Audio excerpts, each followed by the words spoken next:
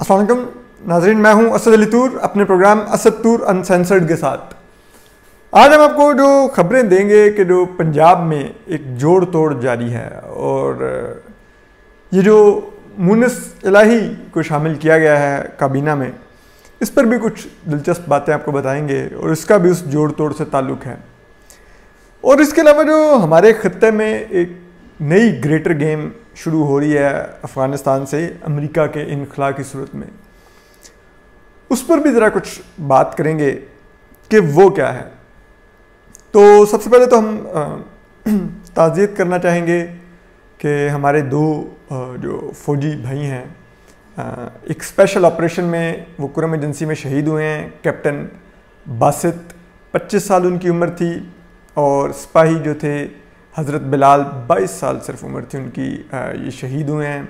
हमारी माओं के बेटे हैं और मेरे ख्याल में सबसे बड़ा नुकसान तो उनकी फैमिलीज़ का है और फिर इस मुल्क का है, तो उनसे हम ताज़ियत करते हैं। इसके अलावा आप इस ग्रेटर गेम की निशानियाँ अगर देखना चाहें तो आप देखें पिछले दिनों जो हाफिज़ सईद पर हमला हुआ, जो कि अक़वाम मुत्तहिदा की तरफ से दहशतगर्द करार दिए गए हैं, और वो मुबैना तौर पर उस वक्त अपने घर में मौजूद थे। हालांकि वो पाकिस्तानी इदारों की हिरासत में हैं, उनको जेल में होना चाहिए था, लेकिन बाहर वो घर पर मौजूद थे।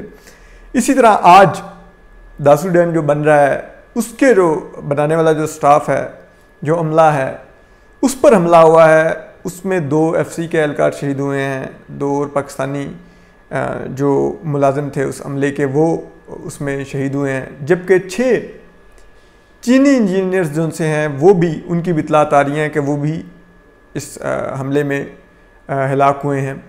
तो ये टोटल 10 लोगों की वहाँ पर टारगेट हुआ है, जिसमें चीनी 6 इंजीनियर्स हैं। तो ये बड़ा सिग्निफिकेंट है। तो जब भी अफ़गानिस्तान में हम इन्वॉल्व हुए हैं और अफ़गानिस्तान से गैर मुल्की क़ुव्वतों का इनखलाव हुआ है, तो उसका बैकफ्लैश और ब्लो बैक पाकिस्तान में आया है। आप 80s में देख लें, जब रशिया अफ़गानिस्तान से निकला और अमेरिका ने अबैंडन किया, तो बाद में क्या हुआ, यहाँ पर कितना अरसा खुदकुश हमले होते रहे और बम धमाके होते रहे। अब फिर वही सूरत हाल है और आप फिर एक्सपेक्ट कर सकते हैं कि एक ऐसी सूरत हाल दोबारा से इमर्ज होने के बहुत ज़्यादा इम्कानात हैं, जिस पर सबको बड़ी आंखें खोल कर रहना चाहिए। हमें ये अफ़गान तालिबान की कीमत हमें अदा करनी पड़ेगी किसी न किसी स्टेट पर जाकर। इसी तरह हम इससे अगर आगे बढ़कर अब आ जाएँ, जो हमारा मौजू है, जो हम ख़बर लाए हैं, वो है पंजाब। पंजाब हम सब जानते हैं कि एक जोड़ तोड़ वहाँ पर चल रहा है, एक अगले इलेक्शन का सिनेरियो डेवलप हो रहा है। लेकिन क्या पंजाब में PTI मुत्तहिद रह पाएगी अगले इलेक्शन तक? ये बहुत बड़ा क्वेश्चन मार्क है। और यही वो चीज़ है जो आपको बता रही है कि अगले इलेक्शन में PTI ने नहीं आना। किसने आना है? नून लीग का तो रास्ता रोकने की तैयारी हो रही है। तो फिर नून लीग का रास्ता रोकने के लिए PTI नहीं, इस दफ़ा कुछ और तरीक़ेकार देखा जाएगा, क्योंकि PTI अपनी परफॉर्मेंस की वजह से सख्त अनपॉपुलर होगी। अब बेशक अभी कह दें जी वो GDP 3.8 आ गया और 3.9 आ गया और लार्ज स्केल मैन्युफैक्चरिंग यूनिट्स की पैदावार बढ़ गई और फलान हो गया, ये वक्ती ऑप्टिक्स हैं। आपने जी गाड़ियाँ लाख लाख रुपए सस्ता कर दी, क्या सस्ता कर दी? आप सोचिए ना, 20-20 लाख रुपए गाड़ियों की कीमतें बढ़ गई थी इनके 2 साल में। आपने तीसरे साल में आके 1-1 लाख कम कर दिया। क्या तीर मार दिया? 20 लाख तो बड़ी थी, 20 लाख कम करके दिखाते ना। और जिसने वो 40 लाख की गाड़ी खरीदनी थी, 39 लाख में वो खरीदेगा, वो 40 लाख भी अफोर्ड कर सकता था।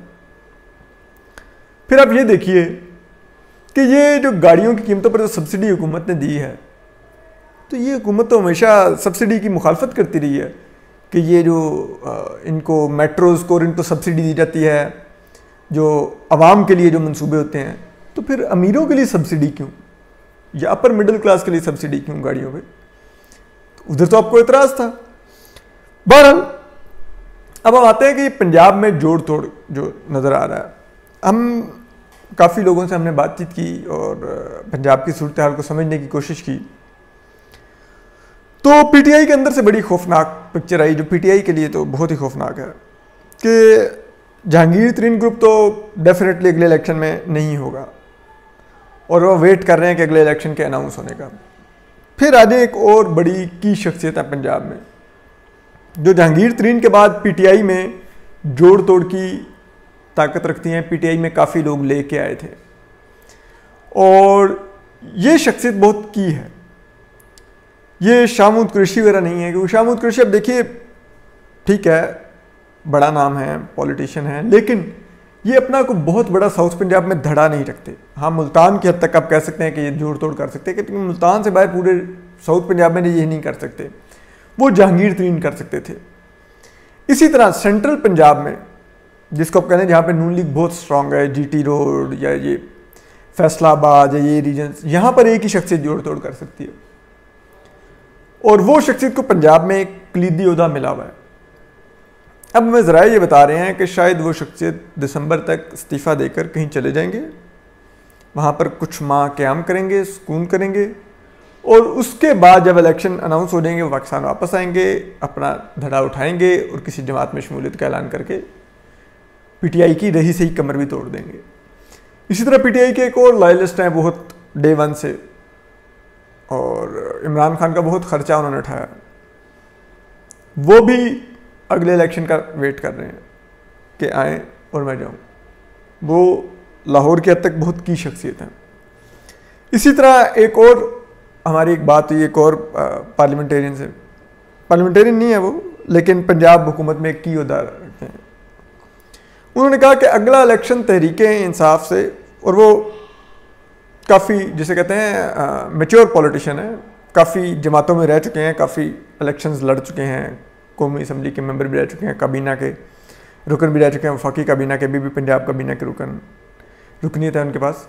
तो उनका ये कहना है कि मैं अपनी कब्र खोद लेनी है मैंने, फिर सियासी कब्र, अगर मैंने पीटीआई के टिकट से इलेक्शन लड़ना है अगला तो, लेकिन मुझे अभी समझ नहीं आ रही कि जाना कहाँ पर है। तो ये वो तमाम सिनेरियो है जिसके अंदर पीटीआई पंजाब में खड़ी हुई है